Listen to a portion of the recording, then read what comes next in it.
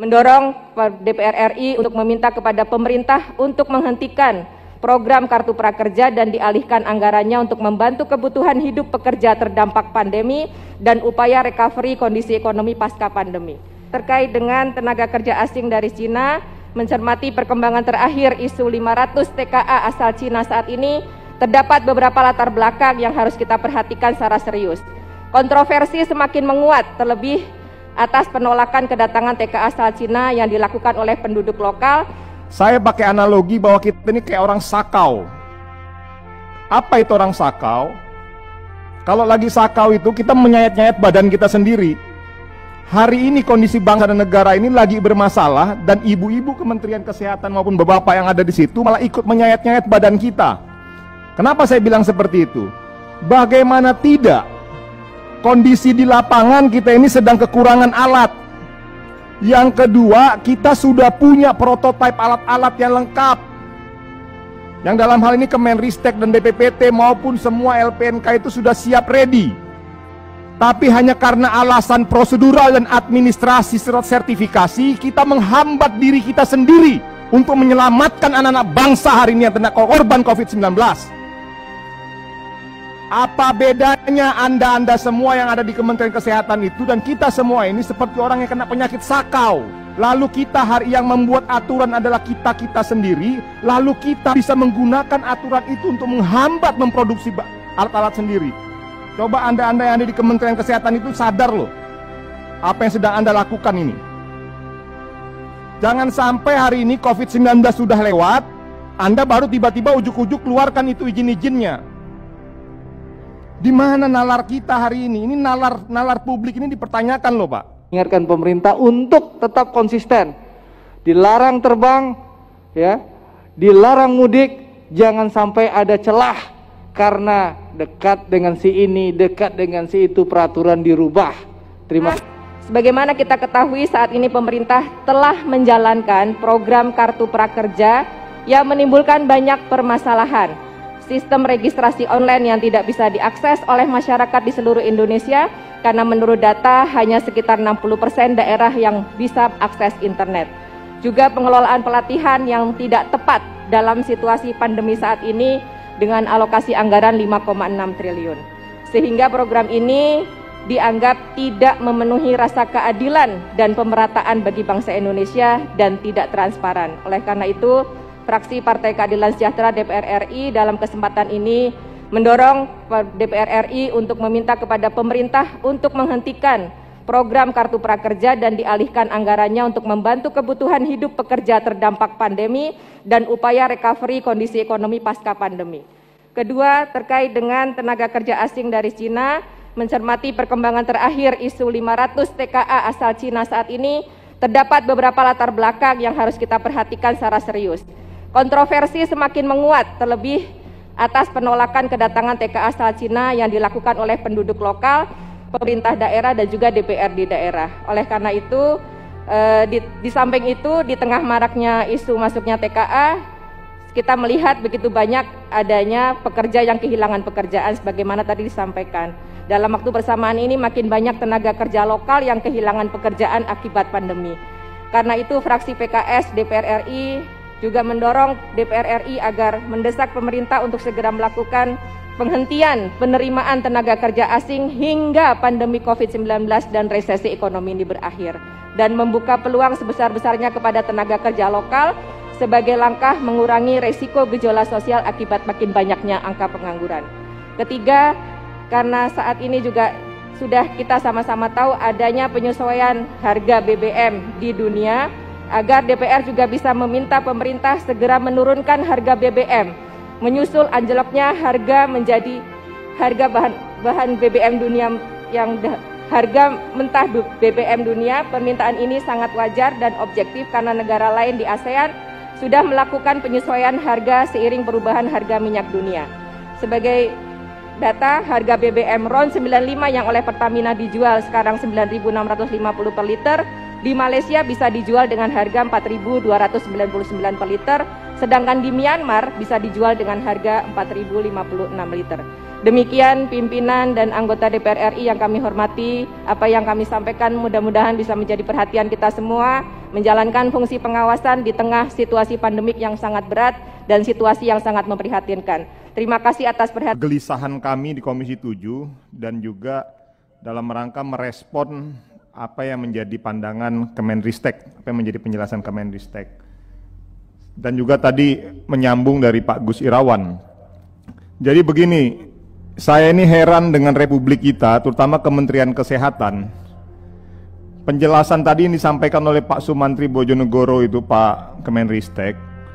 Kemenristek siap memproduksi semua alat-alat ataupun apapun itu terkait kebutuhan COVID-19. Dari masker, PCR, ventilator, dan lain sebagainya. Ada satu kata kunci yang memang saya garis bawahi, yaitu kenapa Kementerian Kesehatan menjadi terlihat terkesan enggan untuk mengambil produk karena belum disertifikasi. Tadi juga direspon oleh Bu Dirjen apa tadi itu, saya lihat dari awal, Dirjen Litbangkes atau apalah itu ya, saya kurang begitu ngerti namanya, kurang familiar. Sudah ada beberapa lembaga pendidikan yang disetujui. Saya ini heran Bu, ini wabil khusus buat Kementerian Kesehatan loh. Ini khusus, alhamdulillah yang hadir Sekjen dan Dirjen, karena saya nggak mau mengarah kepada Pak Menteri, karena Pak Menteri itu kan baru belum sampai setahun itu menjabat. Artinya baik atau buruknya Kementerian Kesehatan, itu wajah dan citranya itu dilihat dari Sekjen dan Dirjen-Dirjen yang hadir sekarang. Saya pakai analogi bahwa kita ini kayak orang sakau. Apa itu orang sakau? Kalau lagi sakau itu kita menyayat-nyayat badan kita sendiri. Hari ini kondisi bangsa dan negara ini lagi bermasalah dan ibu-ibu Kementerian Kesehatan maupun bapak-bapak yang ada di situ malah ikut menyayat-nyayat badan kita. Kenapa saya bilang seperti itu? Bagaimana tidak? Kondisi di lapangan kita ini sedang kekurangan alat. Yang kedua, kita sudah punya prototipe alat-alat yang lengkap. Yang dalam hal ini Kemenristek dan BPPT maupun semua LPNK itu sudah siap ready. Tapi hanya karena alasan prosedural dan administrasi sertifikasi, kita menghambat diri kita sendiri untuk menyelamatkan anak-anak bangsa hari ini yang kena korban COVID-19. Apa bedanya Anda semua yang ada di Kementerian Kesehatan itu dan kita semua ini seperti orang yang kena penyakit sakau? Bayangkan, alat kita bisa produksi sendiri, yang melegitimasi itu adalah Kementerian Kesehatan negara kita sendiri, lalu kita hari yang membuat aturan adalah kita sendiri, lalu kita bisa menggunakan aturan itu untuk menghambat memproduksi alat-alat sendiri. Coba Anda yang ada di Kementerian Kesehatan itu sadar loh, apa yang sedang Anda lakukan ini. Jangan sampai hari ini COVID-19 sudah lewat, Anda baru tiba-tiba ujuk-ujuk keluarkan itu izin-izinnya. Di mana nalar kita hari ini? Ini nalar publik ini dipertanyakan loh Pak. Mohon penjelasannya loh. Ini saya tekankan betul-betul. Saya mohon penjelasan sejelas-jelasnya dari Kementerian Kesehatan dan jangan lagi pakai alasan prosedural. Karena hari ini kita sudah tidak bisa bicara tentang prosedural. Bayangkan Kemenristek itu sudah punya alat prototipe, mereka capek-capek buat itu semua. Tapi Kementerian Kesehatan hanya dengan alasan sertifikasi dan lain sebagainya, kita setuju bahwa perlu dilakukan verifikasi ataupun uji dan lain sebagainya. Karena ini menyangkut alat kehidupan seseorang, mati dan hidupnya seseorang. Tapi mbok ya Kementerian Kesehatan harus berani mendorong dan masuk dalam melakukan sebuah terobosan yang bisa men-speed up proses tersebut. Ini udah masuk berapa lama ini Bu, Pak? Jadi saya ingin sampaikan kepada teman-teman semua yang ada di komisi yang hadir hari ini, semangat didorongnya rapat gabungan ini karena kita melihat keengganan Kementerian Kesehatan beserta jajarannya untuk menggunakan produk dalam negeri yang dibuat dan diciptakan oleh anak-anak bangsa yang ada di negeri kita ini. Saya ingin sampaikan bahwa yang ada di LPNK itu orang-orang hebat loh, orang-orang cerdas, profesor, doktor, dan lain sebagainya. Mari kita berikan dia kesempatan. Dalam kondisi hari ini, anggaran kita sudah ada, saya dengar berapa triliun masuk di Kementerian Kesehatan, duit-duit kita, yang buat aturan kita, lembaganya kita juga yang punya. Lawang bagaimana ceritanya kita jadi lebih memilih tuh barang-barang yang ada diimpor di sana gitu loh. yang mensertifikasi kita, yang menguji kita. Kalau memang ada kurang-kurangnya, segera lakukan, dorong itu. Oh, ini yang kurangnya di sini Pak, lengkapi, bagusi alatnya. Sederhana kok. Artinya apa? Saya fraksi Golkar dari Komisi 7 melihat dan membaca ada indikasi permainan mafia kesehatan di Kementerian Kesehatan, yang seakan-akan membuat ataupun membangun sebuah sistem yang sistem tersebut adalah menolak produk-produk yang ada dalam negeri kita, di mana lebih mendorong dan memprioritaskan produk-produk impor yang masuk. Saran saya pimpinan, melalui rapat gabungan ini kita dorong untuk dibentuk apakah itu panja gabungan atau pansus untuk khusus menyoroti mafia kesehatan. Mengingatkan pemerintah untuk tetap konsisten, dilarang terbang, ya, dilarang mudik, jangan sampai ada celah karena dekat dengan si ini, dekat dengan si itu, peraturan dirubah. Terima kasih. Sudah adakah prediksi kapan COVID ini berakhir? Karena kalau dilihat dari kurva, ini masih naik turun. Kenapa saya harus tanyakan ini? Karena apa yang disampaikan oleh beberapa menteri tadi yang diwakili, kalau Pak Menteri nggak ada, dari Menristek, kemudian Pak Menteri Kesehatan yang mewakili sekjennya, dan beberapa menteri terkait yang rapat pada siang hari ini, semua menyampaikan menyangkut bagaimana mereka akan Menristek. Pertama contohnya, dilihat dia menyampaikan dia akan memproduksi bulan Juli itu siap, mulai dari test kitnya bulan Juli siap. Sekarang Mei, masih ada 2 bulan lebih. Kenapa saya tanya tadi itu kurva? Kapan selesainya supaya kita tahu kita harus lakukan apa? Karena ini menyangkut anggaran semua Bapak Ibu sekalian. Kedua, saya mau sampaikan bahwa dengan adanya COVID-19 ini, seluruh pemerintah daerah merealokasikan anggaran untuk COVID. Tapi kok saya bingung ya, ada kekurangan alat di rumah sakit, ada kekurangan rapid test dan lain sebagainya. Anggaran ratusan miliar direalokasikan untuk COVID. Tapi kok rame-rame yang saya lihat, rame-rame malah membeli sembako. Bahkan mohon maaf, untuk kepala-kepala daerah yang tidak pakai lagi kesantunan. Ini dalam rangka pemilihan kepala daerah, kok bisa-bisanya sembako dari realokasi itu bisa menggunakan logo-logo partai tertentu, baik provinsi maupun daerah. Dan kami punya bukti untuk itu. Anggota DPR reses ke bawah dan mereka sampaikan kepada kami. Ini apa ini?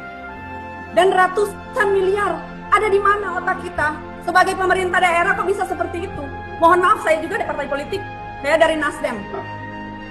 Tapi kita mau ingatkan dalam kondisi begini, tolong dong anggaran kok malah kebutuhan rapid test, kebutuhan ventilator yang masih kurang, ratusan miliar loh dianggarkan. Tapi tidak ada yang membelikan alat-alat itu. Sebetulnya kan kita bisa lihat daerah kita butuhkan apa, rumah sakit kita, apalagi rumah sakit yang diberikan kewenangan untuk menangani COVID-19 ini, Bapak Ibu sekalian.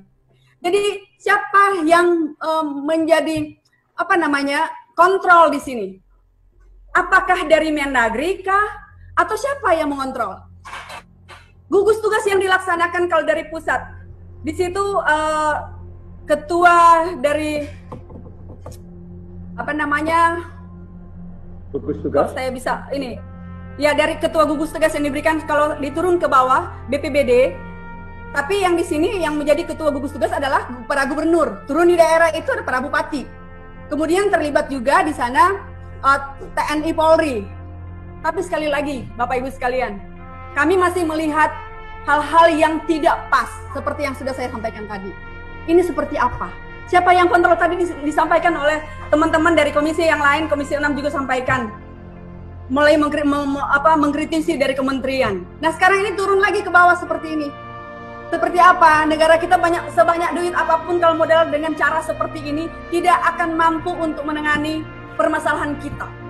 Makanya kenapa kita ini sudah mulai perekonomian kita sudah mulai mengganggu karena penanganan COVID betul-betul kalau saya bilang belum betul-betul kita belum puas.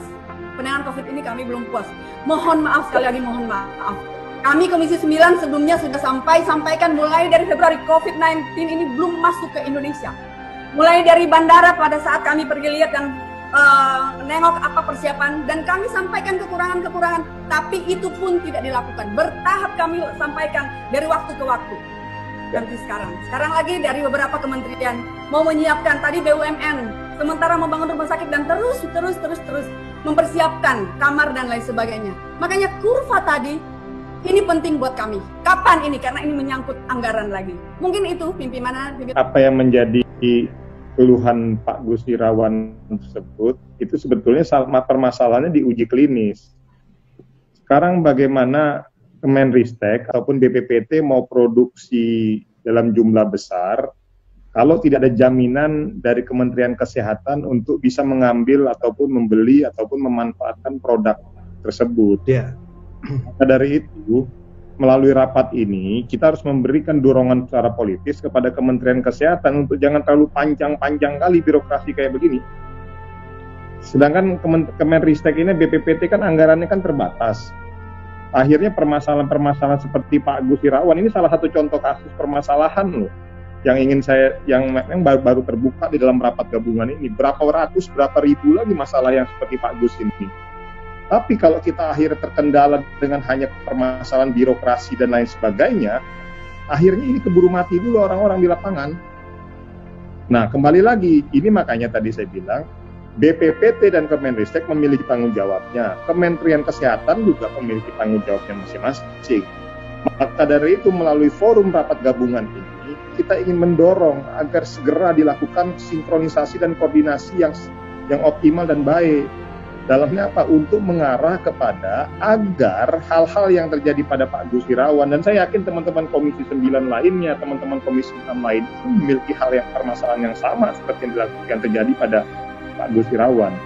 Maka dari itu saya mendorong secara konkret bahwa melalui forum ini ada rekomendasi untuk dibentuknya pansus gabungan ataupun panja gabungan. Seperti apalah silakan tanpa mengesampingkan aturan internal kita. Semangatnya apa? Untuk supaya permasalahan-permasalahan kayak begini ini tidak terjadi lagi. Masa urusan orang udah mau mati di depan mata tapi kita masih terbentur dan terjebak dengan birokrasi yang ada.